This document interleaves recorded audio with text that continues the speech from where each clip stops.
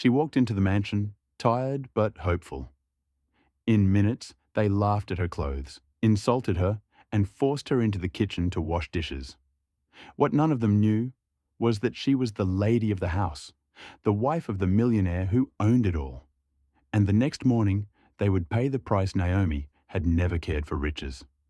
She grew up in a small town where kindness was currency and dignity meant more than diamonds.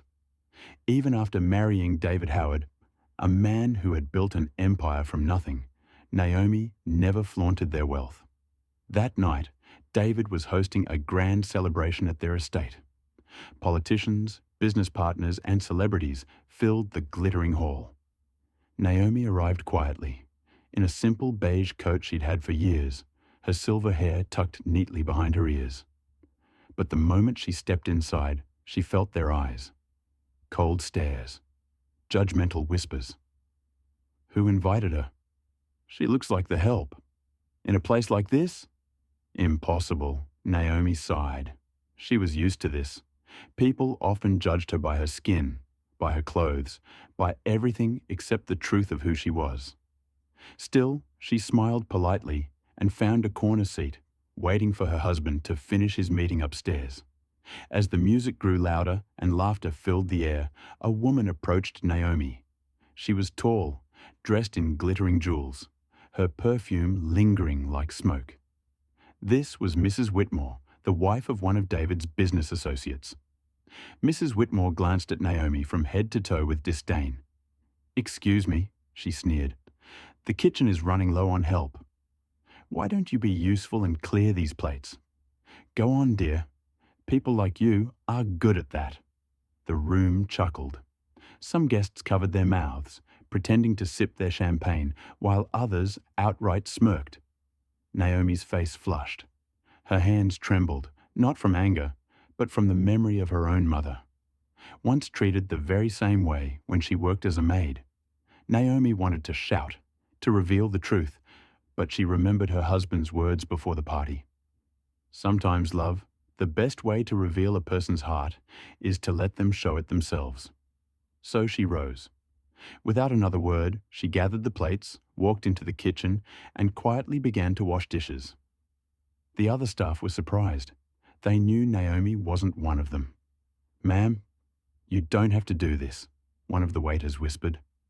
Naomi only smiled softly. "It's just dishes. I'm not too proud to help." For an hour she worked in silence, her hands red from the hot water, her heart heavy with the sting of humiliation. Meanwhile, upstairs, David's meeting came to an end. At last, David walked into the ballroom. The guests turned to greet him, their faces glowing with admiration. He was, after all, the man who owned the mansion, the successful entrepreneur who had risen from poverty to wealth. But David's smile froze when he noticed something missing. His wife wasn't where she said she'd be waiting. He looked around, and then he saw her. Naomi, standing by the sink, sleeves rolled up, quietly washing champagne glasses, while the same people who had just praised him looked on with smug delight. His blood boiled. David walked straight into the kitchen.